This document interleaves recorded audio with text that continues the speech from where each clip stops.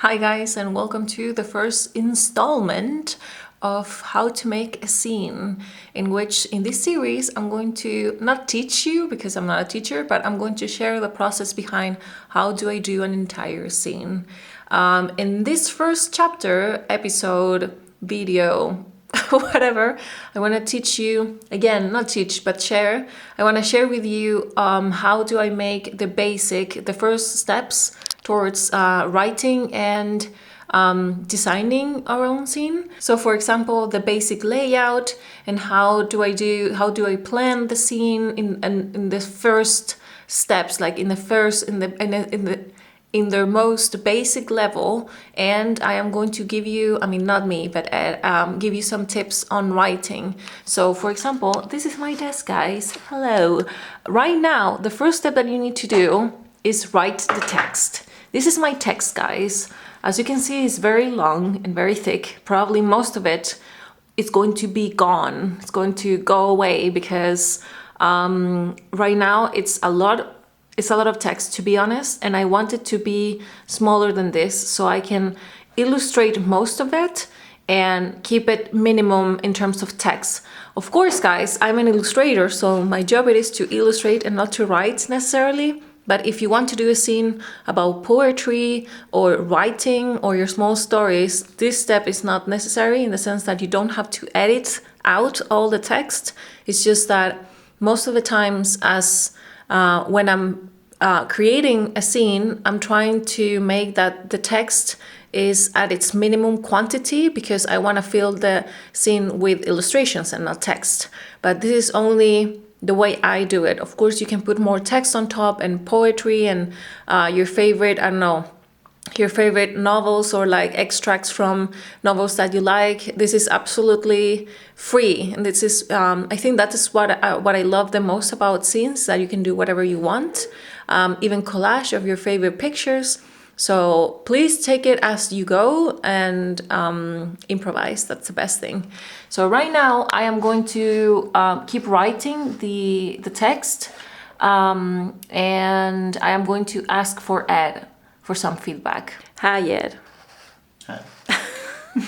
I got some cereal hairs on my nose. So this is the text.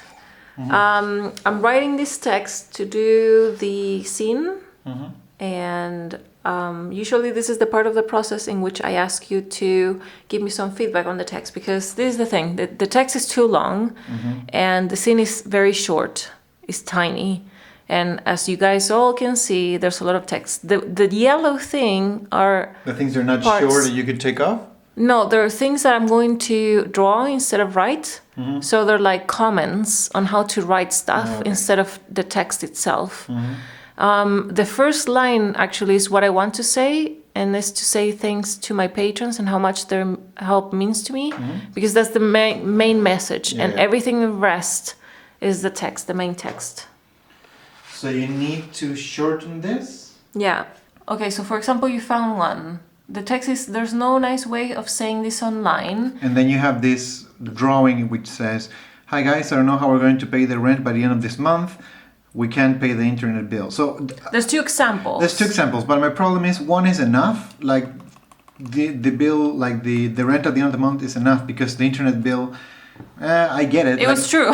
Yeah, I get it. But if you're gonna have two examples, why not have three? Why not have three, and then you make it like a thing? Yeah. But it's unnecessary. Yeah. That's the thing. Yeah. And then it's like, so it's not something you necessarily want to share, but oh boy, did we struggle.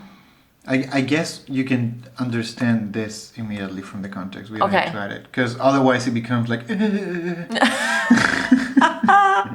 we're so bad. Yeah, it's all right. The next is, so when we moved to London, we thought things were going to change, and the illustration is more job opportunities, no language barrier. You need to add something else.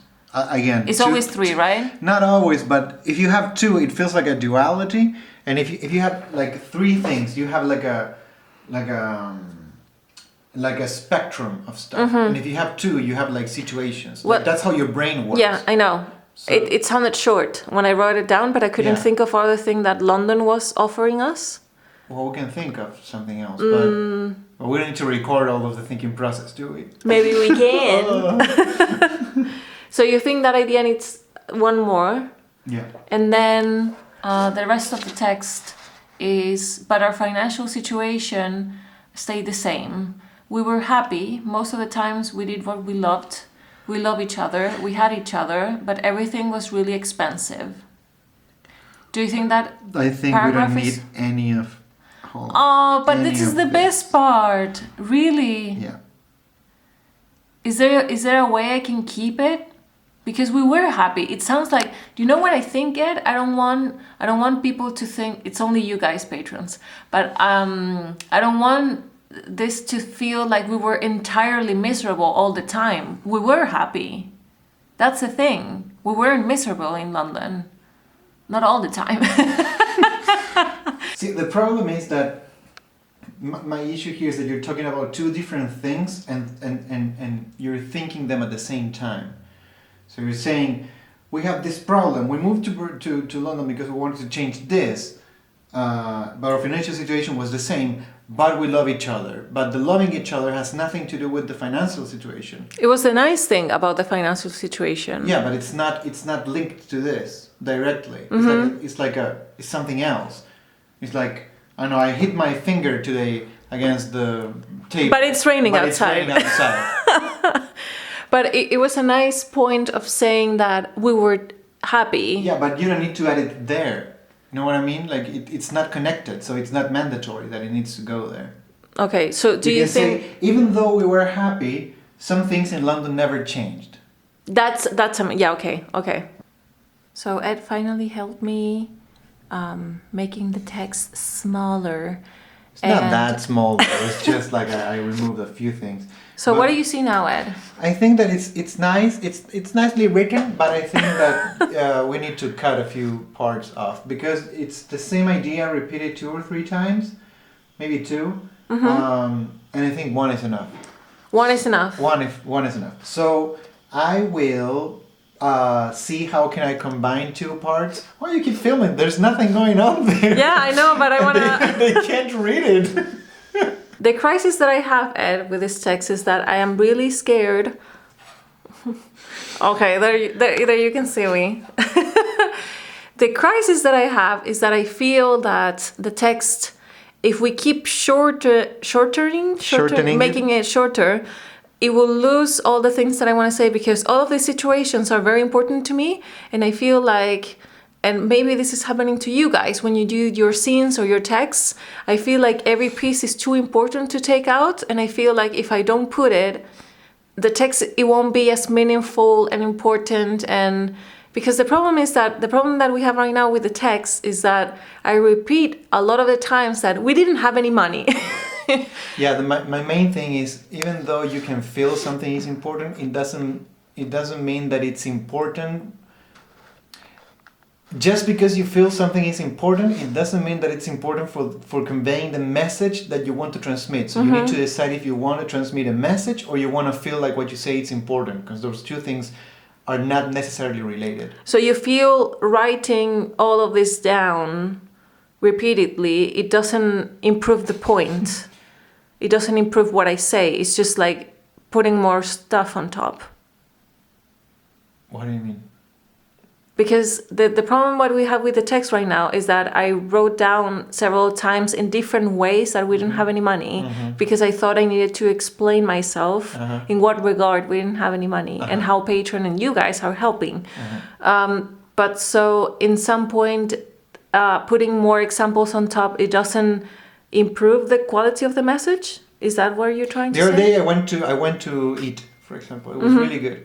It was super delicious. I ate something and it was so good. It was really nice and it tasted really good. I remember how good it tasted. It was so nice, and I had some chocolate it was good. You got it the first time. You don't need to keep explaining the same thing over and over. It delays the message. It feels like it's less firm. So maybe it's not that important that I ate chocolate. So I can just say I went out. I ate something yesterday. It was really good. And Okay. That's it. So what I'm saying is, even though you might feel it's important, everything I said, of course, it might feel important because you wrote it. So there's a reason why you're saying it, but it doesn't mean that just because it's important to you, it's important to the main message. Okay. That's what I'm conveying. So what are we going to do now regarding the I'm text? gonna just read it again and find some stuff that it's been repeated more than once, and I'll just see how I can cut it. Cut it with blood. Thanks, Ed. No problem. Okay, guys, Ed and I are finally done with the text. Now it looks very small. This is the entire thing. I don't know if you can see. And before that, it was like this. Wee! So it's a huge. I mean, it doesn't look like a huge difference, but it is. We took a lot out. That's the tough thing about writing a text and doing a scene, that you have to be very unattached, detached of your text and what you write, and be flexible with new ideas and ways on how to transform text into illustration, if that's your thing. So now, guys, what I usually do is I'm going to print all of this text, and I'm going to give a copy to Jess, because she's usually the one doing the proof, the misspellings and all of that. Because I do have a lot of misspellings, and while she's doing that, I'm going to start doing all the layout, the storyboard of how the scene is going to look like. So let's go together. Hi guys, and good morning. I am like a tiny friend talking to you right now. So I want to show you this. This is what the text looks like. Jazz kindly enough helped me with all of the misspellings that she found on the text. And as you can see, we still can read all of the notes that are going to be translated. I mean, not translated, but they're going to be illustrations. What I do in this process now, guys, is that I'm trying to see, before doing anything, is to decide how many pages this scene is going to have. So I do a small mock-up, like a small version of the scene. And this, guys, is the most important step of doing a scene, which is preparing the scene. I always like to do this beforehand, because the first times I did a travel journal and my first scenes, I didn't plan anything, and it was the worst, because when I was almost finishing the scene, I realized I needed more space, or I had a few pages left without any content. So this is the most important step ever. So what I do once I have a mock-up and I have a better sense of how many pages this thing is going to have, I started dividing all of the content, I don't know if you can see, but there's small lines, into pages. So for example, here's page 1, here's page 2, here's page 3. So I have a better sense of how much information, how much text and how many illustrations each page is going to have. So I grabbed a piece of paper. This was actually the translation of the travel journal I am doing right now, but I'm not going to use this page anymore. And what I do, guys, and I don't know if you can tell, is I start to dividing all the pages into small versions of pages, like a storyboard. So what I do here, for example, I don't know if you can see, but this is the cover and this is the back cover. Then I started doing the first layouts. So for example, this is page 1, for example, and I go back and forth dividing or then adding more text, taking out text.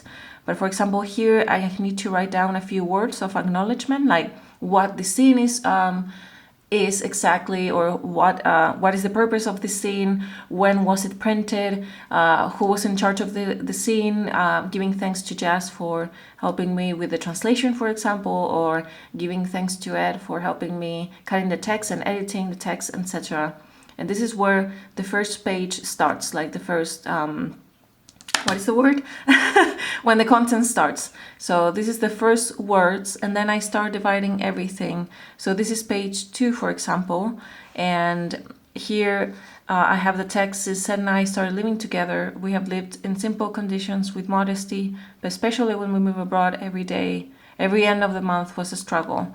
So I have to divide the text and put a few illustrations here. And this is what I do with each and every single paragraph. And this is why, guys, it's so important that in this case, since I'm going to illustrate, the text doesn't, like, it can't be too long, because as you can see, all of you see right now are around 10 pages in illustrations. So what I do is a small mock-up of what the not what the illustration is going to look like, but how much space does the text and the illustration take in every single page. And so I have a better understanding of how I have to do all the layout and the design inside the page.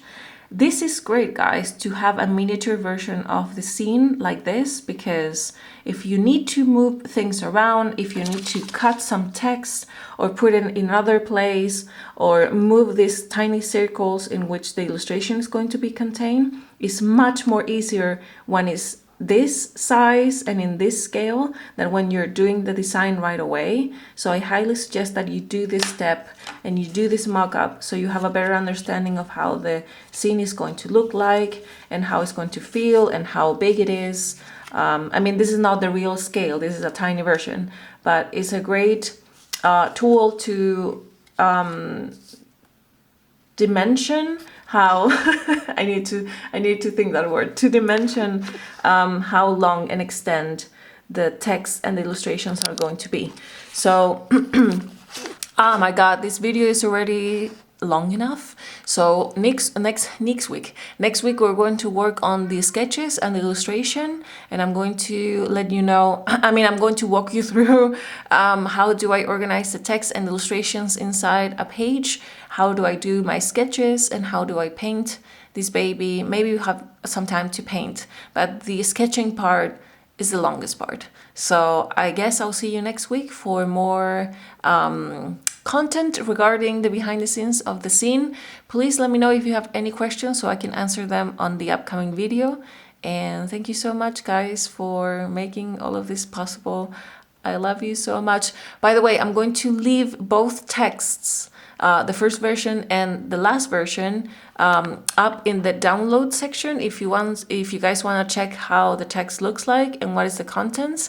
So it's great because you're going to see the illustration next week and you're going to know what the text is about because I don't know. Anyway, I'm going to leave everything down below. Thank you so much for everything. I don't want to leave this video more long than what it already is. And yeah, I'll see you tomorrow for our newsletter podcast and next week for more videos regarding this subject. I love you guys. Bye, bye, bye, bye, bye, bye, bye.